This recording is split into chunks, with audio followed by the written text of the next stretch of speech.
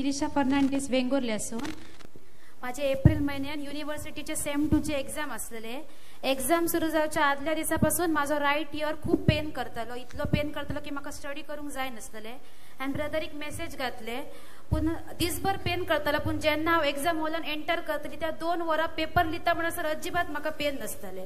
हांव एक्झाम हॉलानसून परत भायर एंटर केल्यार परत म्हाजो इयर पेन करूंक सुरू जातालो. अशें 2 दीस जाले.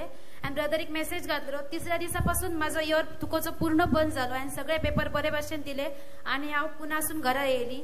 लास्ट मंथ जेन्ना हांव रिट्रीकेक येयली आनी ब्रदरीक सांगले ब्रदर म्हाजे सगळे पेपर बरे गेले. ब्रदरीन सांगलें भियो नाका तुका बरे मार्क गावतले.